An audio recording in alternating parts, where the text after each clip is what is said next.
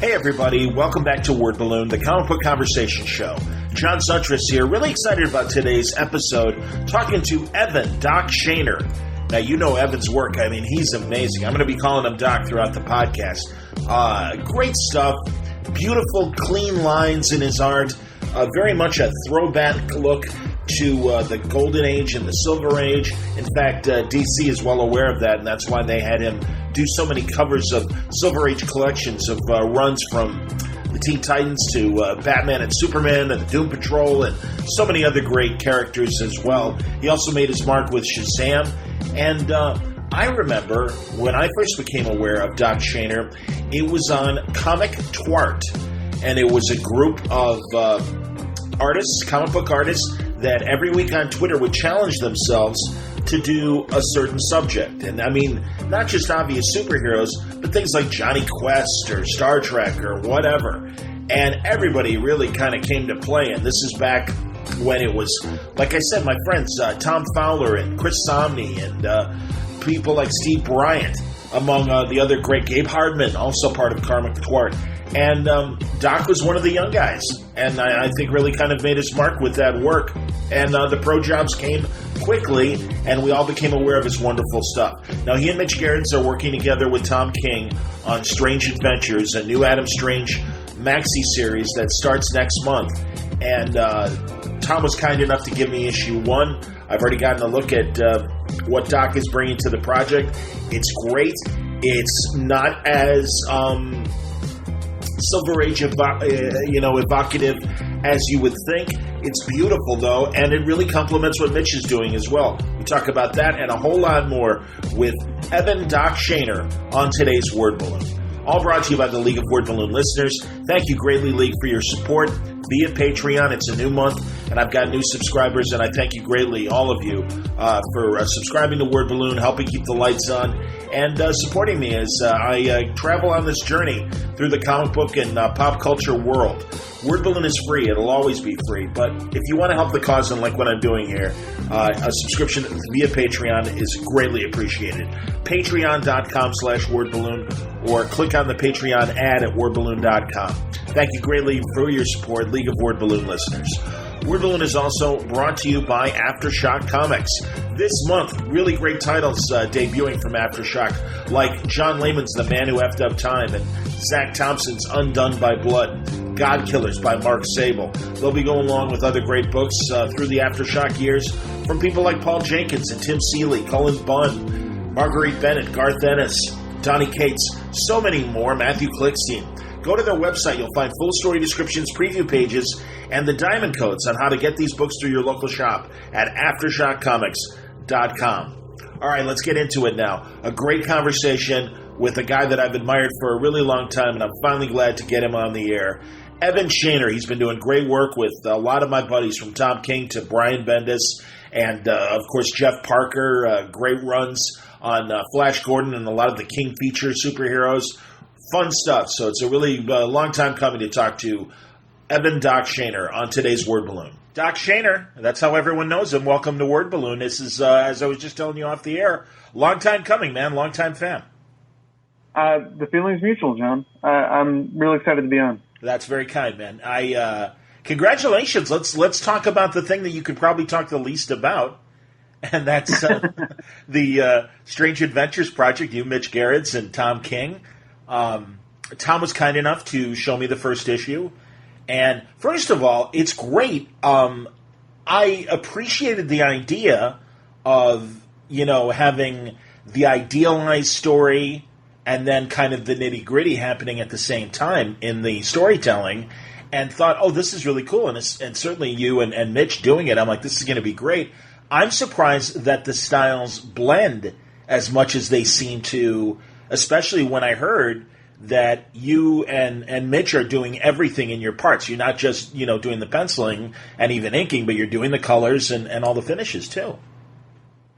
Yeah, and actually, I'm glad to hear you say that too, because I think a lot of people thought that they would be wildly different, both of our sides. Mm-hmm. And I kept trying to tell people, like, I think you'll be surprised how similar Mitch and I can be.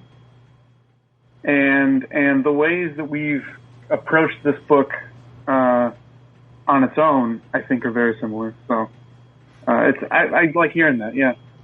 That's cool, man. And I'm glad you're doing it in the same way. And we'll talk about it more in depth when we talk about some of your past works. But like, during was it called Multiversity? What was Grant Morrison's big story? Right, Multiversity a few years ago, yeah. Yeah, and you did the Shazam issue and everything. And I mean, that was Convergence. Oh, you know something? Well, you did both? I did like a one-page thing in Multiversity. Oh, I thought you did that Shazam issue in Multiversity as well. No, that was Cam Stewart.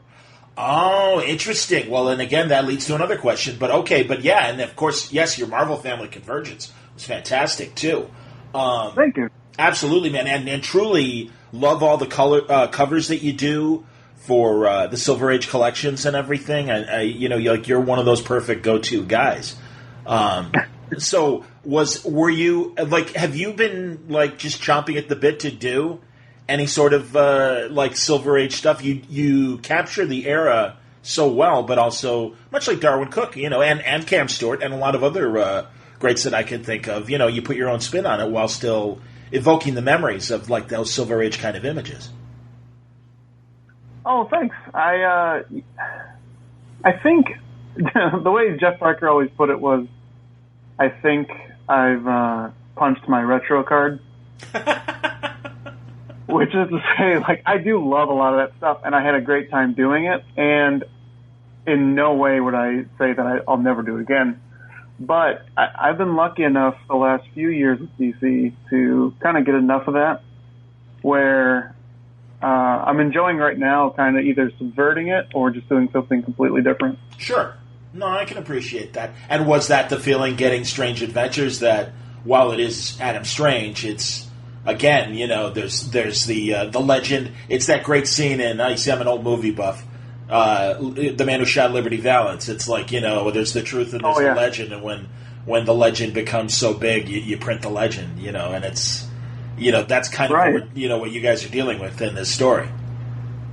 Yeah, exactly. It was funny because we've been planning this for a long time now.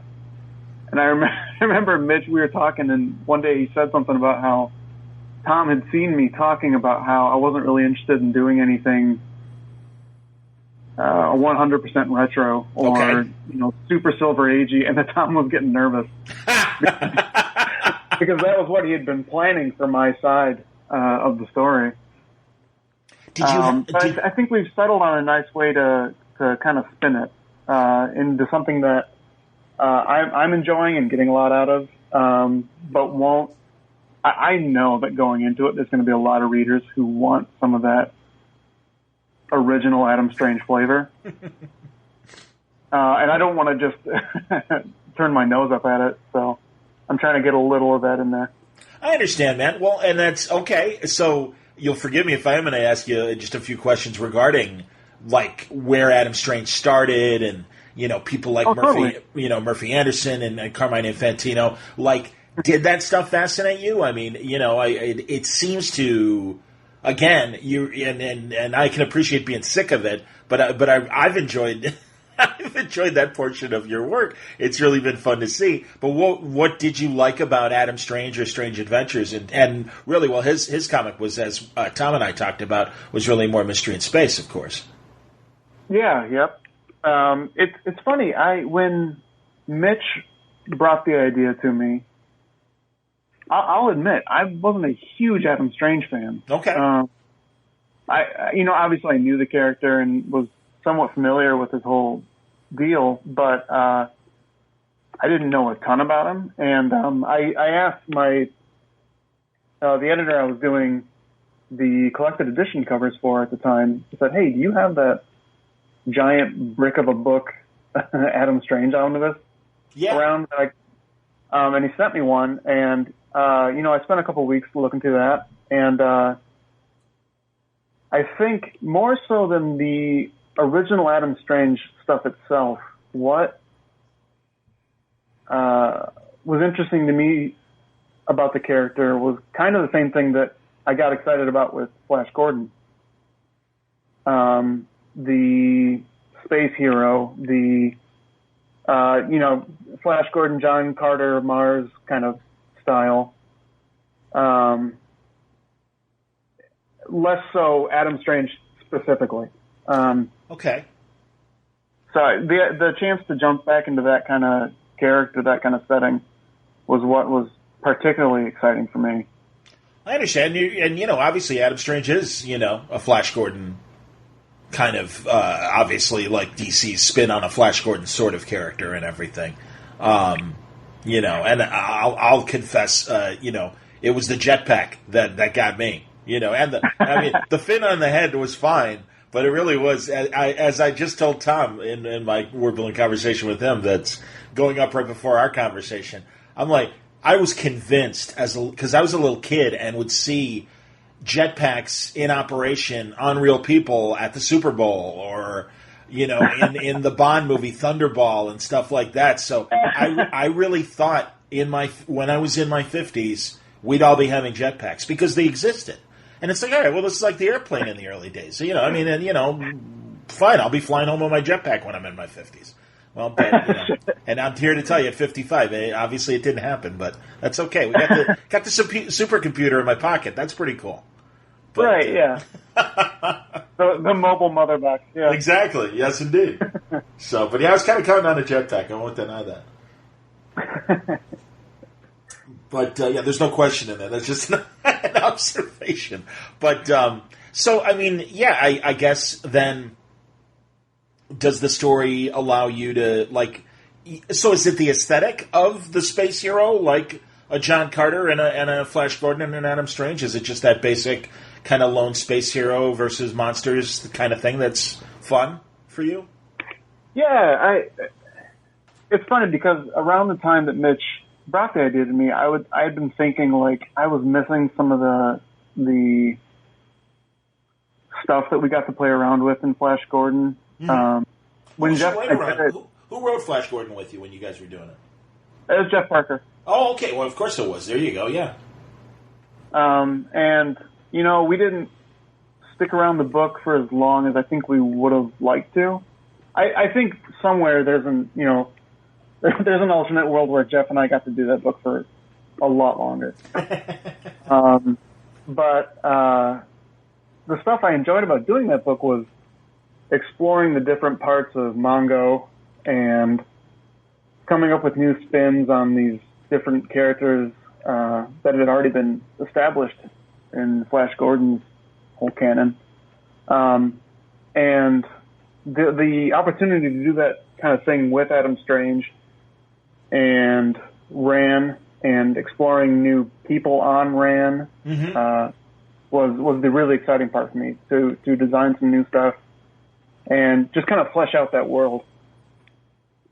That's cool. Did you look at, obviously there's the classic run like Mystery in Space, but did you look at what the guys did with Alan Moore on Swamp Thing? And I believe that was Bissett and Toddleben.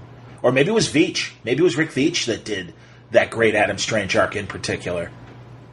You know what? I'm not sure off the top of my head, but I think you're right. I'm pretty sure it was Veitch. I did go back and I dug up a ton of stuff.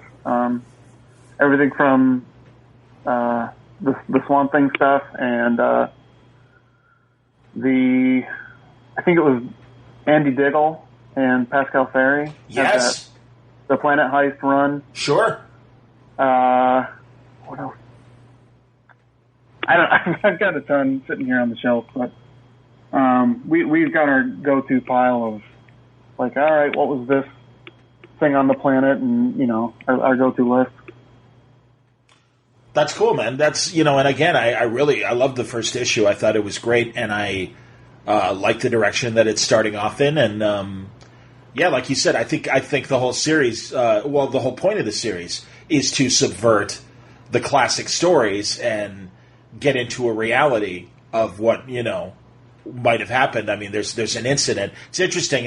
There are parallels, especially as it starts, to Star Trek Picard and the big story in that thing. I don't know if you're a Star Trek fan or not. I'm not a huge Star Trek fan, but I did watch the first episode of Picard. What'd you think? I liked it. Me too. Yeah, for being a relatively casual Star Trek fan. See it again, you'll forgive me because I'd love to see your spin doing the interiors on a Star Trek book too. Frankly, a classic Star Trek book. I think it, really this, of course, the '60s version and stuff.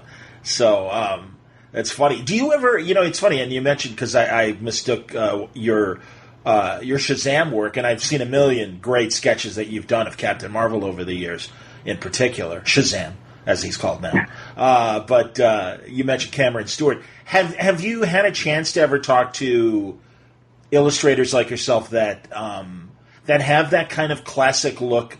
And Cam's a good example. I was thinking Chris Sprouse, or even before he passed away, if you had a chance to ever talk to Darwin Cook. I mean, you guys all have your own distinct styles, but it just seemed like again, you were able to convey the Silver Age in your own work, in your own styles and stuff. And did you ever talk shop with any guys like that or women like that? It's Mike Cho is a good buddy of mine. Okay. And he was good friends with Darwin too. And Mike and I are two guys that get brought up a lot when they talk about Darwin. Sure. Or kind of that classic kind of 60s-ish style. Yeah. It's funny, we get together, often enough at conventions, and it doesn't come up a ton. But Darwin, I didn't get to meet Darwin before he passed.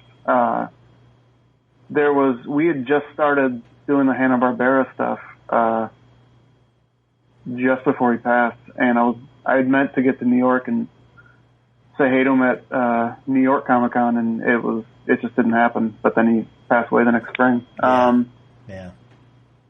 But no, it's funny. Speaking of those other guys, I don't know that we've ever really talked about that, like where that kind of comes from, because I don't know for sure that I really know. I understand. Okay. I mean, did you grow up liking it? Were you sketching, already in that style before you really got your chops, or thinking in terms of the simplicity, if that's the best word I can think of right now to describe kind of some of the classic Silver Age guys? I always think that like Kurt Swan gets dismissed sometimes, and it's like you don't know. I mean, in very few lines, the guy was always able to really convey great emotion with his characters, and what looked simple was actually really effective and direct. And it's like, no, you want to see a guy like Superman doing a belly laugh. He can really do it and really make you feel like you're watching him laughing and stuff. Oh, for sure. That page that I've got it somewhere, but that Kurt Swan page of nothing but Superman faces, where and a few of them are pretty similar, but he's wringing so much character out of that one face in so many different ways. Yeah. But did you gravitate to those kind of guys at all when you were kind of learning what you were doing? I think when I started, I didn't really read comic books as a kid. I've always been drawing, but I came to it through comic strips. Okay. And I didn't get into superhero comic books, or really just comic books, period, until like late in high school. And I think, I think it is the simplicity of it that attracted to me at first, because I came from comic strips where you have to simplify and really have an economy of line because everything's printed so small. Sure. Yes. It was a natural progression to guys like Toth and Kurt Swan and like Frank Robbins or a number of those newspaper guys.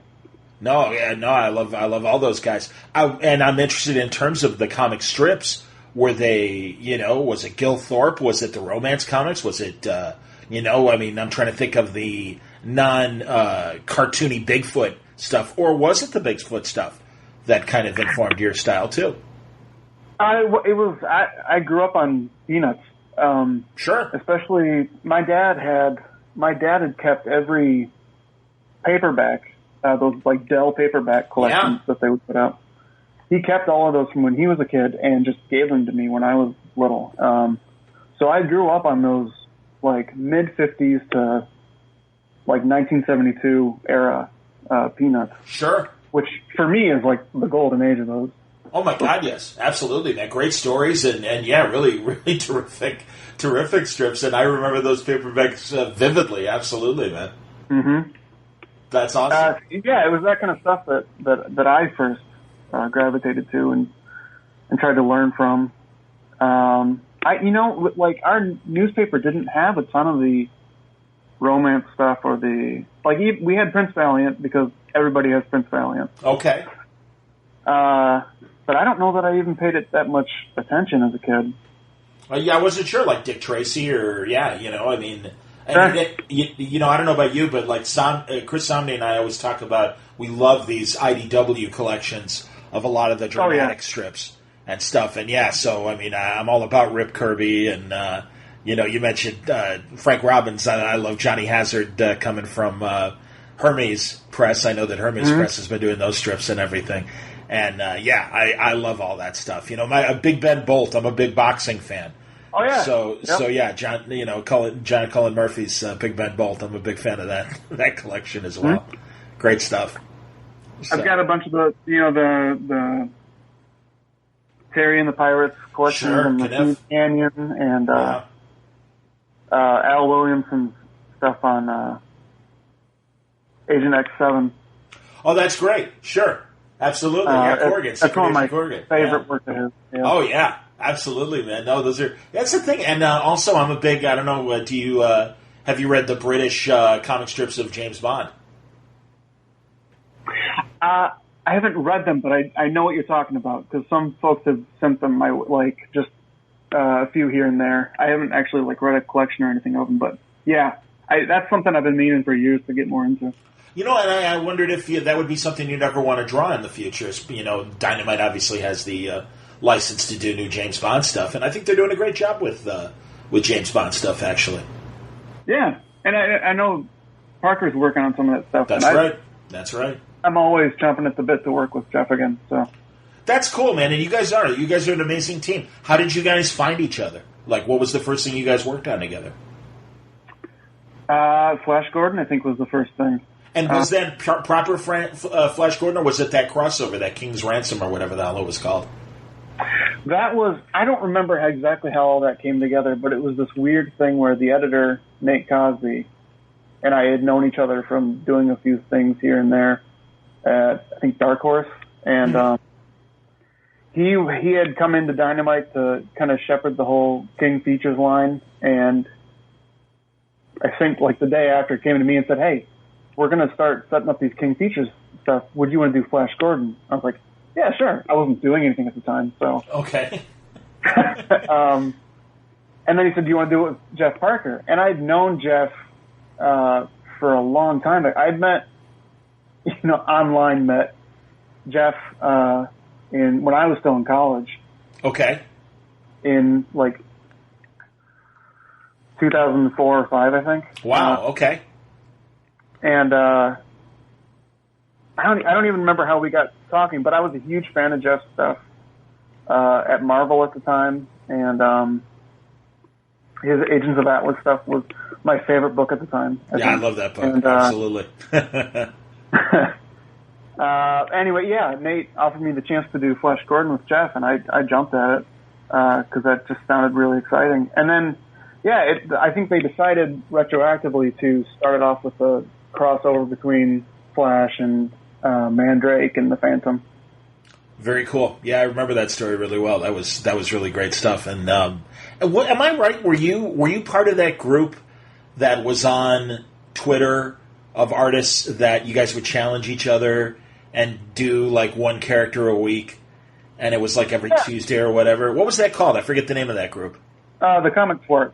Yeah, Comic Twerp, absolutely, man. So it was Sami and you, and I think that's the first time I started seeing your stuff, man. And good Lord, most people saw it the first time. Yeah. Okay. So were you still in school then, or was that when you were turning pro? Or where were you in your career when that stuff was happening? That was right after I had graduated college. There you go. I was, unless I'm mistaken, I was the youngest guy in the group. By 3 or 4 years, I think. And I think right above me was Somni and Garrett's. absolutely. And then Tom Fowler was part of that group. Steve Bryan was part of that group. Yeah, it's hilarious. I mean, I know all you guys, so this is that's great. And truly, it was so much fun. And I have two of Somni's works, I think, from that period. I've got a Dan Dare that he did that I just love. And nice. I'm looking at it right now. It's on my wall. And also he did a Super Chief from DC's West. Exactly. One of my favorite characters with the buffalo head mask, of course. Yeah. Oh, that's great. So, yeah. No, I honestly, and that was so much, I mean, and believe me, I'm glad you guys got so busy getting pro gigs that it's like, all right, we don't have time to do this anymore. But it was so much fun. Gabe Hardman was part of that group as well, as I remember. And, yeah, I think he was, It's been just long enough, and there were just enough of us that it's hard to remember exactly who was in it. I understand. It was a long time. It was more than 10 years ago. I mean, I'm pretty sure it was like the late aughts. It was, pre-2010. I'm pretty sure it was like probably 2008, maybe 2007, something like that. Yeah, it must have been, because I think around the time that I stopped really contributing on a regular basis was around the time my daughter was born, and that would have been 2011. So. Okay. Oh, wow. Okay, I can't believe it was that late. Okay, cool. Yeah. Jeez. Good Lord. No, but that was terrific. So was the King Feature stuff, was that your first big break, or what? Well, as you said, you were doing stuff at Dark Horse before that, correct? Yeah, but Flash Gordon was the first real thing that people know me from. Nate Cosby and I had done a few shorts for Dark Horse Presents. Oh, sure. And it was with these two characters that we'd come up with called Buddy Cops. And it was I forget, Nate had an old pitch for it, because it was it was basically two Marvel characters that he couldn't write for, that he switched over and just made an original thing. That's cool. That's all right. I think it was his, like, what if Nova and the Vision were cops together, like they were partners. And cool. And Nova was a drunk asshole, and Vision was just no fun to be around. Something like that. Were they still like, Space Hero and Android combination? Yeah. Yep. That's cool. That's great. Very cool, man. That's funny. So I love when you've worked with Jeff. I mean, good Lord, everything has been great, and I've been a fan. Jeff was literally among my first 5 guests when I started Word Balloon back in 2005, and very long time friend, and like you said, loved Agents of Atlas. But as far as your guys' stuff, yeah, the Flash Gordon stuff was great. So how many books in the King Feature world did you do? Like you said, your Flash Gordon run maybe didn't last as long as you wanted to, but I know that there was that combination book as well. What other which of the other King Feature heroes? So you did Mandrake. God, now I'm blanking. Was the Phantom part of that too? Yeah, after Jeff and I did 8 issues of Flash Gordon, and then I think after that they stopped the line, and then they rebranded it with adding a couple more characters on. So I think it was Flash, Mandrake, the Phantom, Jungle Jim, and Prince Valiant. Oh, of course. Oh, wow. Okay, great, man. And I didn't remember Jungle Jim being part of the mix too. That's interesting. That's funny. That's funny. I've seen those Johnny Weissmuller 50s movies when Johnny Weissmuller was too wide to put the loincloth on anymore, so they put him in safari outfit. All right, you're Jungle Jim. Keep going. Yeah. I don't think Nate had asked me to do covers for that, and then he got Darwin, like that was a huge step down for him or something. But I did designs for Jungle Jim. I think that was the last of my stuff that came. Interesting. Yeah. That's funny. That's great, man. So, what happened in between that and Future Quest? Between that and Future Quest, would have been when I started working for DC. I started with an Adventures of Superman with Ron Mars. So those are the digital first, Yep. right? Oh, that's great, man. Absolutely, that's fantastic. Do you remember what your story was about? Yeah, it was this. Ron's pitch to me was Superman meets the Iron Giant, because it was this giant robot that crash lands on Earth, and Superman sets to figuring out what the deal is, and then it turns out the robot was a kind of a sentry for this alien race that was coming to invade. And then Superman and the robot team up. Hilarious. That's cool. That's excellent. Were you a fan of the Fleischer cartoons? Oh, huge fan. Yeah. Yeah. I can imagine. Like, even before, I mentioned not really getting into comic books until late in high school. I still liked superheroes as a kid, but I only knew it from cartoons and movies. Yeah. What cartoons did you grow up with and movies? The Fleischer Superman cartoons. I was a huge fan of the George Reeves Superman show. Me too.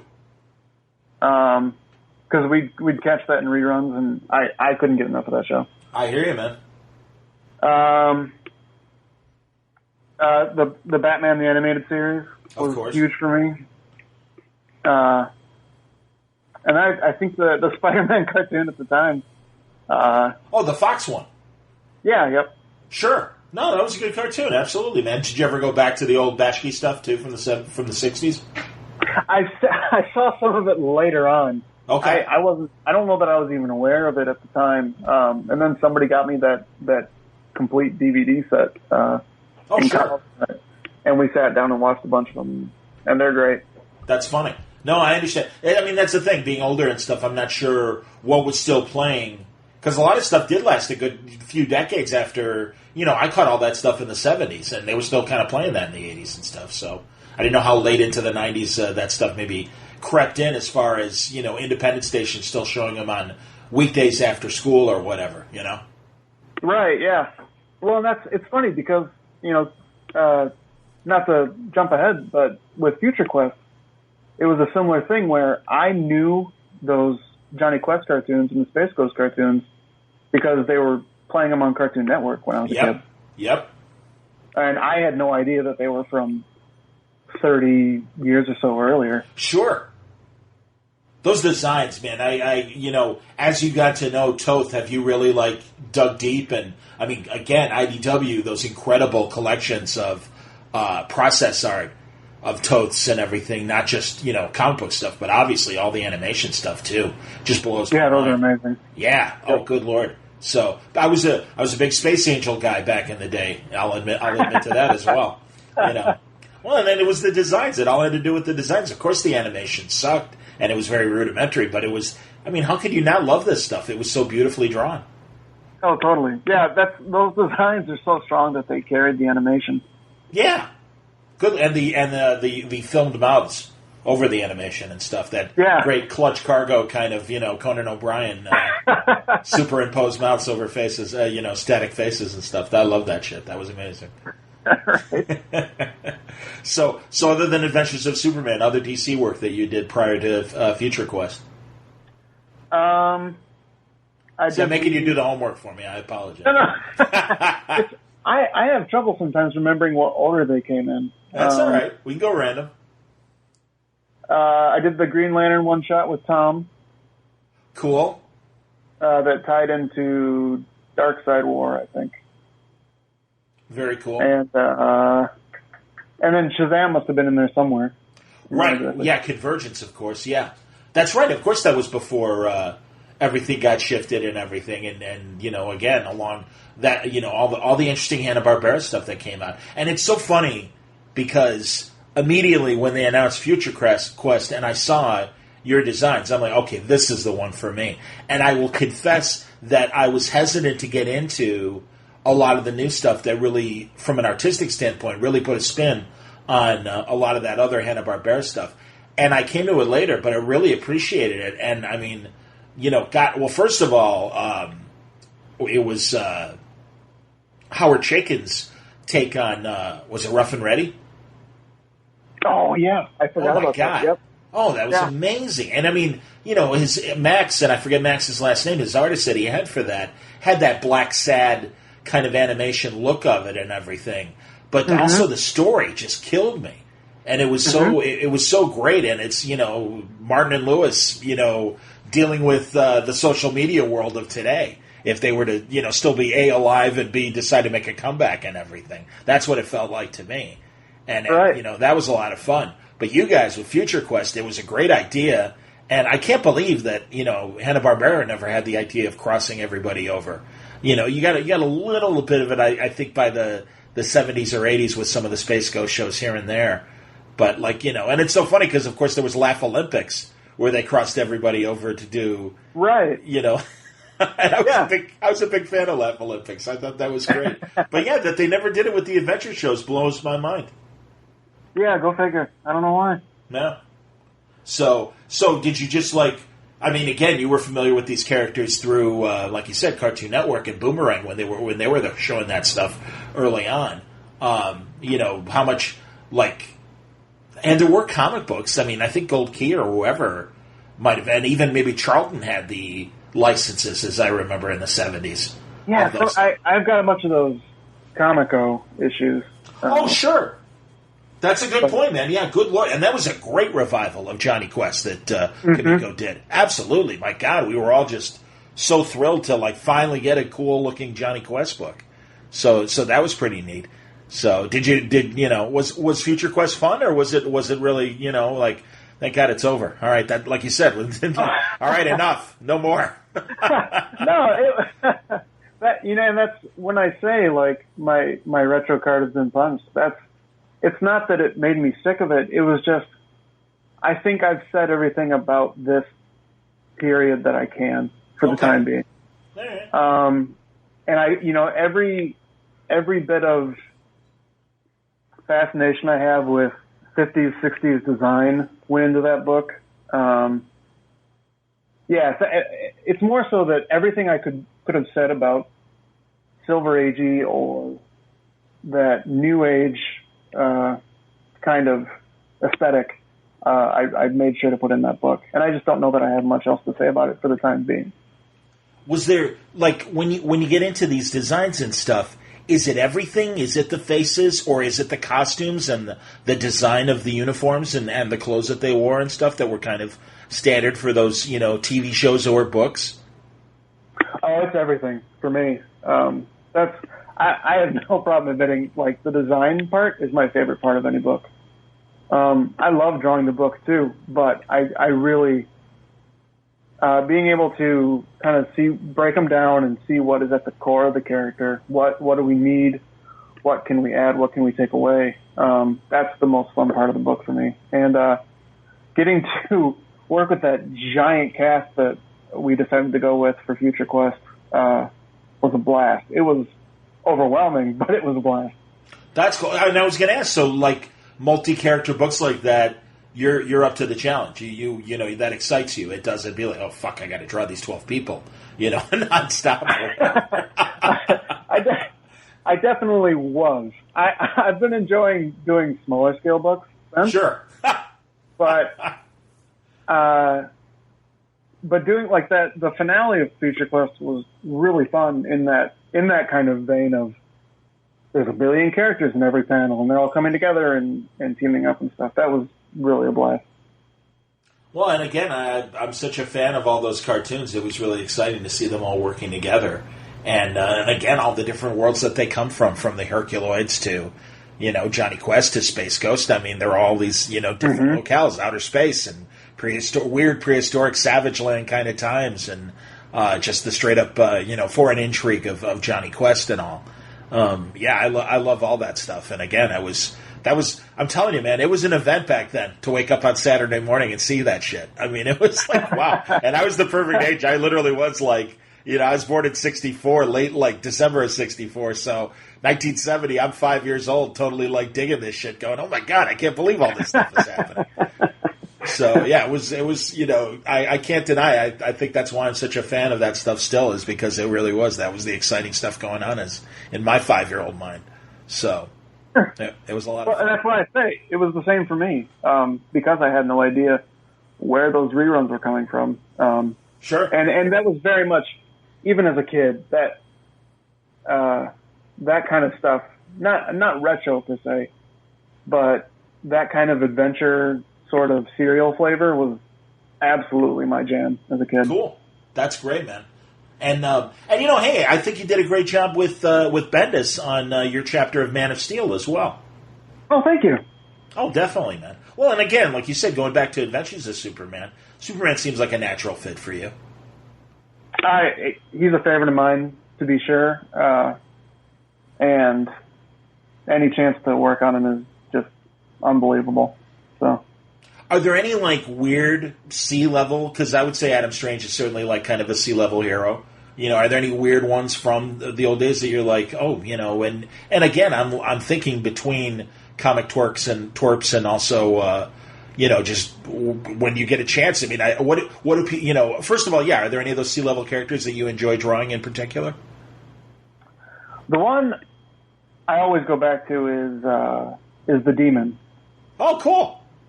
That's because speaking of Future Quest, before Darwin came to Jeff with the idea for Future Quest, mm-hmm. Jeff and I we had just finished up Shazam, and both of us were kind of going, I don't know what we're going to do next. We kind of like to stay working together. And we were talking like, do you want to do something? Is there something you particularly are excited about? And Jeff and I had come up with this pitch for Etrigan. Mm-hmm. And it was going to be this kind of similar to what we're doing on Strange, a 12-issue kind of maxi series, with, Etrigan's place in the DC world and its history. And, interesting. Oh, yeah, and take him back to earlier eras and earlier groups of other DC Universe characters and stuff? Yep, starting in Camelot and kind of exploring the history of the DC Universe through Etrigan. That's fantastic. Wow.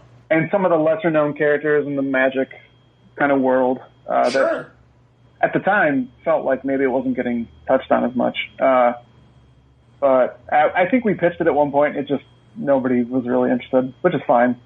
I still would love to do it.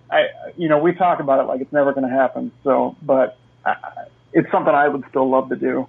I'd love to see that. I think that'd be great. And yeah, man, it'd be great to see him, maybe in the Western Times or, I'm a big fan of that early Superman, like early Action Comics era of Zatara and Slam Bradley and those first action heroes. Vigilante is in there, of those original heroes that were in action along with Superman and stuff. Or even I grew up with those oversized first edition reprints of all the early 40s books and 30s books, and I had that Flash Comics #1, and along with Hawkman. There was also, like, I want to say Sargon, either Sargon, I'm pretty sure Sargon the Sorcerer was in there, or maybe I'm thinking of Wiz Comics and, iBiz or whatever. But I just do. I love those forgotten filler heroes of those books. And it's like, there's like and that's why I was so excited during the CW crossover when Sargon got his, 2 minutes on camera. And I'm like, look at that, it's Sargon, that's fantastic. Right. Couldn't help it, man. I found the Who's Who image of Sargon. I'm like, oh my God, it's Sargon. Yeah. So you must have that same feeling about some of these characters. Oh, for sure. Yeah. And that was written stories, man. I mean, that's the thing. I think there's untapped story possibilities with those guys running around. Which is why I loved Agents of Atlas so much with Jeff and Gabe and everybody that worked on that, because that What If 9 of the 1950s Avengers, it's like, oh yeah, those characters did exist, and yeah, that would have been cool if they made a team of those characters. How would they have all worked together? It was a great idea, and again, that's why I loved Future Quest as much as I did. Yeah, exactly. That's definitely a space that Jeff and I both like to play in. That's excellent. Did you ever do any of those Batman 66 digital comics? We we talked about it for years when Jeff was doing that all the time. Yeah. Whenever it looked like I was going to have a lapse in my schedule, we had talked about like, who could we use and what character do we want to do, and it just never came together between other stuff I was doing or whatever they had in the Batman 66 schedule. Understood. Who would you have liked to have done as a villain? I wanted to do Two-Face, but I know there were the rights issues with him. Oh, is that why things were held up or whatever, and it took forever? Yeah, I mean, I don't know the entire story. I couldn't tell you the sure. intricacies of it, but I know that Two-Face specifically was off limits because of legal stuff. Interesting. Yeah, I don't know the story behind that either. That is interesting. Until they got that Harlan Ellison story, right, with Garcia Lopez to draw. Yes. No, that's it's amazing. And also, I love, and I don't know if it's true or not, but they're like, they were thinking about doing Two-Face during the actual series, and Clint Eastwood would have played him, and it's like, that would be amazing. And that's why I wanted to do it so bad. Oh, I can appreciate that. Make him with Clint Eastwood. Sure, that's fantastic. That would have been great. Oh my God, that's funny. And again, I love too. Like we talked about earlier, I love the George Reeves Superman stuff, and it's so interesting now because as a kid I appreciated the later seasons more, but now I'm all about that first season of Adventures of Superman, and I always say. That season in particular, compared to the later seasons and also things like the Shazam TV show, I'm like, oh my God, it's Pulp Fiction on that first season of Adventures of Superman. I mean, there's a lot of guns. It's just a little grittier in the best way. And also Reeves is younger and he looks great. I mean, he looked great as a, dad Superman as well. But he did look a little younger in that first season and everything. And Phyllis Coates, kind of a very flinty Lois Lane, kind of a no-nonsense Lois Lane. Mm-hmm. No, I love that show in general. And I always say that Clark Kent was not, a wimp. And he was a tough, hard-nosed investigative journalist. And, wouldn't take the police's line and got in their face just as much and like, come on, you're not telling me the truth. What's really going on? All right, Kent, here's what's really happening. That kind of thing. I love it. And, of course, my favorite point that I always like to make of that show is whenever they're in trouble, Jimmy or Lois goes, I wish Mr. Kent were here. He'd know what to do. Right. Not I wish Superman would save us, which was a common, thing. It's just, I wish Mr. Kent were here. And it's like, yeah, man, Mr. Kent knows what the hell he's doing. He's capable. Don't worry about it. So, hilarious, man. I'm really excited about the potential for what's going to happen with Adam Strange. And, everything about, not just Adam, but Alana, obviously, as well.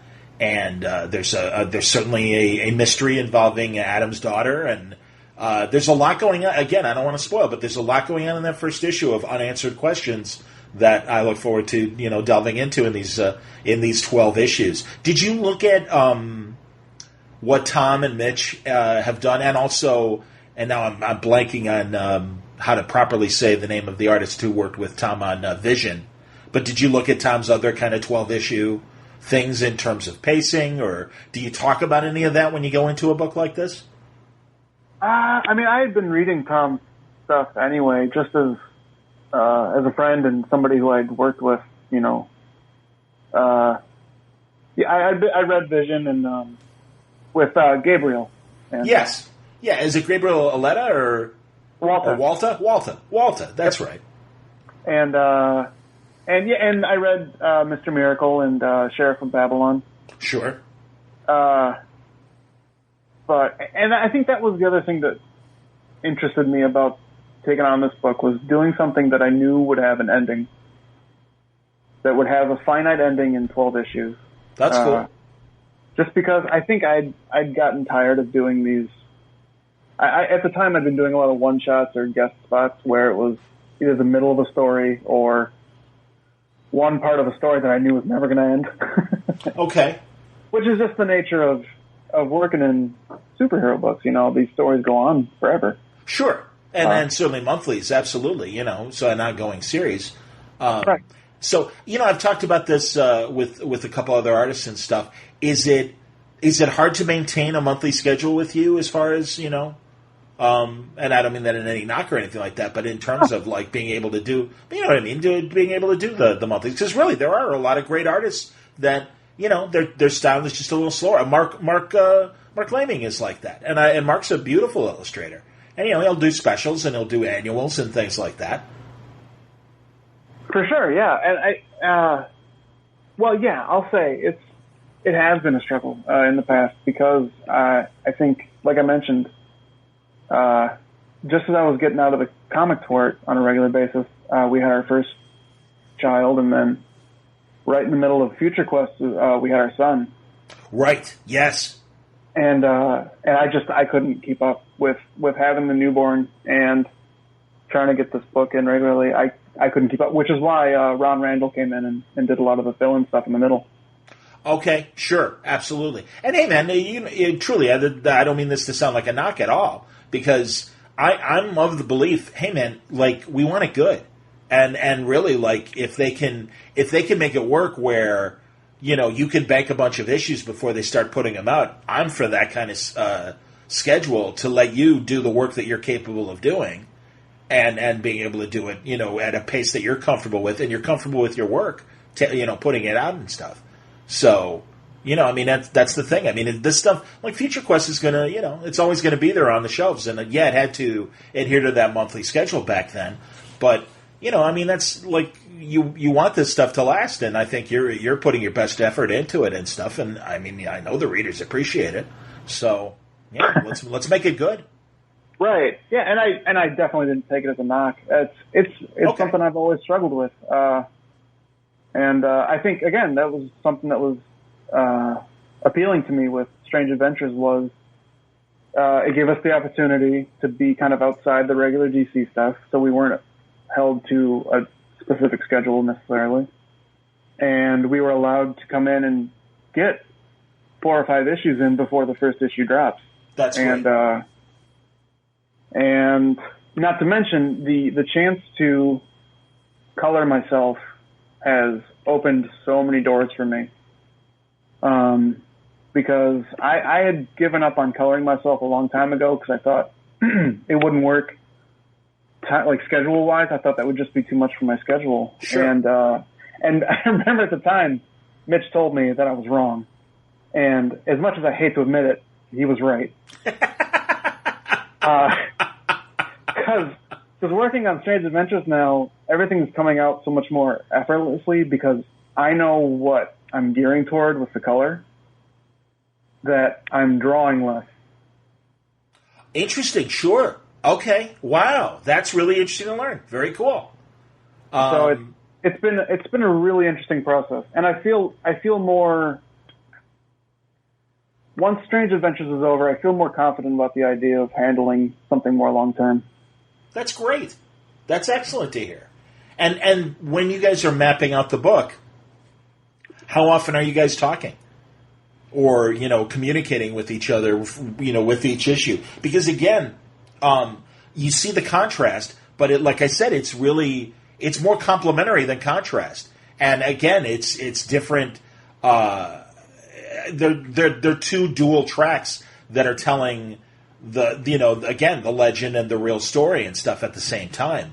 And there's flashbacks and things like that as well. But, again, it's a good looking book that isn't jarring when the art changes, and the story really does flow well and stuff. So are you and Mitch talking about that as you're putting it together in terms of color and things like that? For sure. That's just before I jumped on with you, he was sending me some colors from issue 3. Cool. That's great. We even without the book, we talk more often than not, like every day or so. That's great. Just because I think something we learned from Comic Sport was it's really helpful to have some kind of small community that you can really, even if you're not, Mitch and I live across the country from each other, but being able to send each other pages of whatever we're working on has been really good for just inspiring each other or keeping each other going. so now that we're working on the same book, we definitely we talk every day about what we're thinking and what we're doing. It's funny. The first issue, we kind of let things. We worked separately, so to speak. We didn't really come together on layouts or even with colors, what we were thinking, and things just kind of clicked. Yeah. But in this last issue, we were very communicative about like where transitions are going to go and how they're going to work from page to page, or the pages where we're both on the same page. And that worked too. So we're trying not to make it a hard and fast rule about ignoring what the other one's doing. All right. Yeah, I understand. Again, that's really surprising to hear because of the way it all blends so well in that first issue. So it'll be interesting to watch as the series progresses. I know it starts in March. Right before that, you guys are coming to Chicago, C2E2, the three of you, which is, on the one hand, I'm really glad, and I look forward to seeing everybody. And also, I feel sorry for you because it's the worst time of year to come to Chicago. So, I mean, it's like, oh my God, we don't want to be here at the end of February.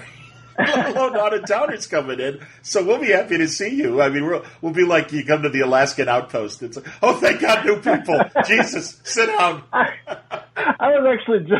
was just telling Mitch because he lives in Arizona, so he never experiences this kind of weather. Right. But I'm in West Michigan, and I'm strangely excited to be in Chicago because it's only a half-hour flight for me. True. And the weather is nothing for me. I was going to say, it's actually a little warmer maybe down here in Illinois compared to Michigan, so I can appreciate that. Jesus. I forgot about that, Doc. I thought you were, I always thought of you as kind of a West Coast or mountain time zone person like Mitch. Or did you used to live out there or no? Yes. We moved back to Michigan about 2 years ago, but before that we lived in Colorado for about a decade. Yeah, okay, that's what I was going to say. I thought I remembered you being in Colorado. Okay. That's cool. Did you grow up in Michigan, or did you go to school in Michigan? I grew up in Michigan. Yeah. Oh, that's cool. Around which cities in Michigan? I grew up in Jackson, Michigan. Okay. All right. On the southern side, but my wife and I met in college, and then right after college we moved to Colorado for her job. What school? Central Michigan. Okay, sure. Yep. That's cool. Excellent. Yeah, I'm in Big Ten country, so I went to Illinois State. I didn't go to U of I or anything, but certainly, and also working in sports radio for 16 years, I certainly am aware of all the Midwest schools and everything and the big programs, and Central Michigan is certainly one of those. I mean, you think of Michigan State and Michigan first, but you know what I mean. Oh, yeah. So, that's cool. That's great. That's funny. Would you ever want to do animation or anything like that? I would totally be up for it. I have no experience whatsoever, but I love the idea of it. I was talking to a friend of mine who works at WB about a year and a half ago about doing some boards for one of the Superman animated movies. But it just didn't work out timing-wise for everybody. But I told him, like, please keep me in mind. I would love to do some more of that. Yeah, that'd be great to see. Have you purchased any sort of animation software to see what you could do on your own or anything like that? No, I would be so in the weeds on that stuff. Okay. No, I would love to take some time someday and learn some of that. And what about the creator-owned world? I mean, do you have ideas for characters that you'd like to pursue in the future? I think so. I just signed on with DC for another couple of years. Cool. But I love the idea of starting to kind of do my own thing. And I've got a handful of ideas, but not, with everything at DC, I haven't really had enough time to flesh a lot of that out. I understand. Yeah, I'm but sure certainly I never thought that I would end up working in superhero stuff. I always assumed that I would have to kind of forge my own path. So it's been an interesting career turn. Are there other non-superhero licenses that you would like to do?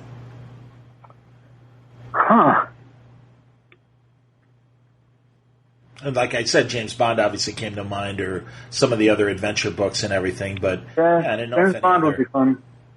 James Bond would be a lot of fun. Who's your ideal Bond as far as the actors that have played him? I don't. It's okay if you don't have more than one. It's okay.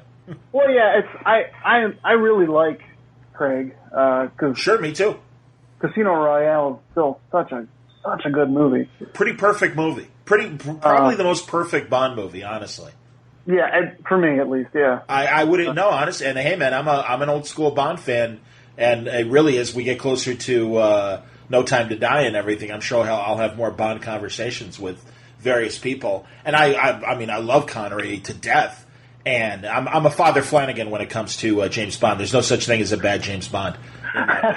They really, even Lazenby. It's like, no, I can tell you great things about George Lazenby, and no, he wasn't the best. Movie, though. What's that? The Lazenby one is such a good movie. Exactly. I completely. It's again one of the best James Bond films that George Lazenby happens to be James Bond in. But yeah, I mean, really, it's better. It's better than any of the Dalton movies. It's better than any of the Pierce Brosnan movies. Yet, and I always feel Dalton is the most underserved Bond because he was great, and he just happened to be in like the first Living Daylights is okay. License to Kill should have been a better movie. I mean, God, it had all the right ingredients, and just for whatever reasons, it just didn't come together as it should. And if you wrote on a piece of paper, not knowing anything about James Bond, like if you listed all the people who have played Bond, I would have totally been in the bag for Timothy Dalton. Sure. And I think that's interesting. And also, don't you think as he got older, like in that Looney Tunes Back in Action movie where he's Brendan Fraser's secret agent dad, it's like, oh, God, we missed, like, this Timothy Dalton right now. God, I would love to see a bunch of James Bond movies with, like, 50-year-old Timothy Dalton. Yeah. You know. And he was great in Doom Patrol. Were you watching Doom Patrol?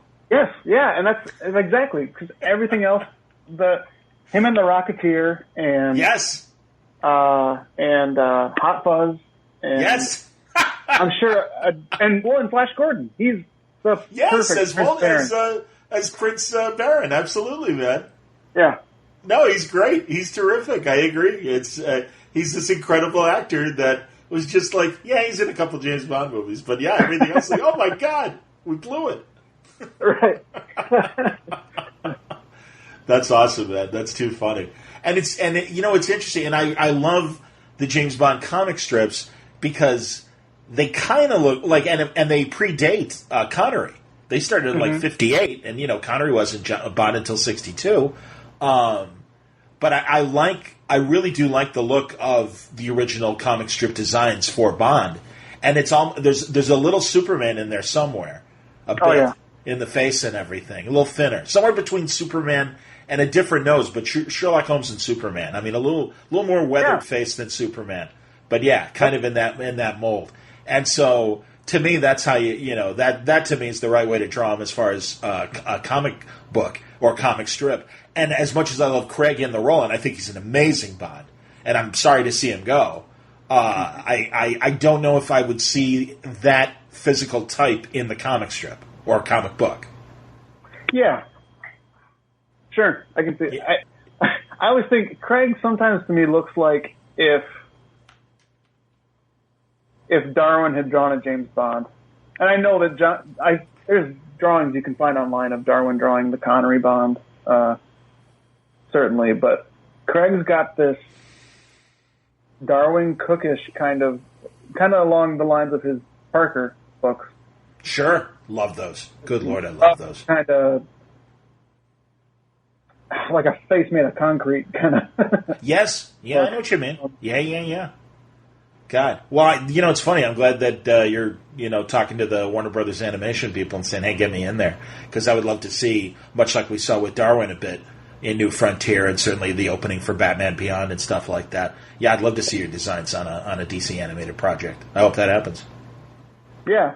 I've made sure they know I'm interested. Good deal. And yeah, in the meantime, hey, Strange Adventures, that's going to keep you busy for 12 issues.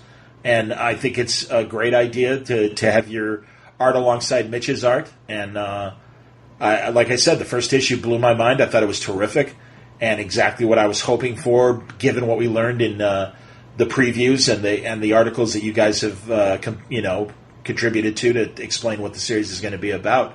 It looks amazing, and I think we're in for a good 12 issues. So looking forward to see it at C2E2. Any other conventions you'll be going to this year? Oh, a ton. all the ones that Tom and Mitch go through. Okay. Oh, God. Hey, man, I hope that includes Terrificon in Connecticut in the late summer. Tom's coming back. I don't know if they invited you. I believe we're going to that one. Hey, that's excellent. Oh, good. I do the panels for those, or a lot of the panels. Oh, great. Good. Boy, you're going to be sick of me by the end of the year. I guarantee it. I'm sorry. I'll apologize at the beginning, Doc. All right. But no, hey, man, continued success. Truly, I'm glad I became aware of your work, and I know we all are, and we love what you do. And Strange Adventures is going to be a great ride. And everything else that's coming in the future, if it's got Doc Shaner's name on it, it has my attention. So keep up the great work. Oh, thanks so much, John. There you go, Doc Shaner. If all goes to plan, I'll be talking to Mitch Gerrits in the next couple of days as well. So you've got the entire Strange Adventures team of Tom King, Doc Shaner, and hopefully in a couple of days, Mitch Gerrits as well. And should give you a nice little preview for their upcoming book that debuts in March. And, of course, as we've said, they're all going to be at C2E2 as well, along with another Tom King collaborator, Clay Mann, who I'm looking forward to seeing again, and also trying to get on Word Balloon before C2E2 pops up. What can I say? I've really enjoyed getting to know a lot of Tom's collaborators, and I think he's been creating great people to work with. And certainly Strange Adventures is going to be a really exciting book. If you've never read Future Quest, I can't recommend it enough. Jeff Parker and Doc, and also their runs on Flash Gordon, and also the King Feature Heroes as well, for all that work from Dynamite back in the day. Pretty neat stuff. Thanks for listening to today's Word Balloon, all brought to you again by the League of Word Balloon listeners, the Word Balloon subscribers via Patreon. It's greatly appreciated. Patreon.com/wordballoon, or you can go on the front page of wordballoon.com and click on the Patreon ad. If you're interested in subscribing, is Word Balloon worth $1 a month to you? Is it worth the price of a comic book a month to you? I hope so. Try to give you great entertainment every week here on Word Balloon, and Doc is a great example of that. So thank you greatly, League of Word Balloon listeners. And Word Balloon also brought to you by Aftershock Comics. Hey, great books that are already on the shelves already. Things like Animosity from Marguerite Bennett and Raphael De La Tour, and Baby Teeth with Donny Cates and Gary Brown. A Walk Through Hell from Garth Ennis, Gordon Suzuka. So much more from Garth Ennis as well through Aftershock. Well, pretty soon you're going to be seeing some new books. Great upcoming titles. God Killers by Mark Sable, and Zach Thompson's Undone by Blood. And John Layman also coming back to Word Balloon, The Man Who Effed Up Time. Pretty fun stuff from Aftershock Comics. Go to their website. You'll find full story descriptions, preview art pages, and you'll get the diamond codes on how to get these books ordered through your local shop at AftershockComics.com. Thanks again for listening to today's Word Balloon. More great Word Balloon coming up. Also talking to Johnny Christmas today, and that Word Balloon is dropping, so look for that. And more coming up in the month of February. Really great stuff. I got to get in touch with everybody and, get the newcomers and also the old standbys coming back for great conversations this month and beyond on Word Balloon. As always, thank you very much for listening. Until next time, Word Balloon is a copyright feature of Shaky Productions, copyright 2020.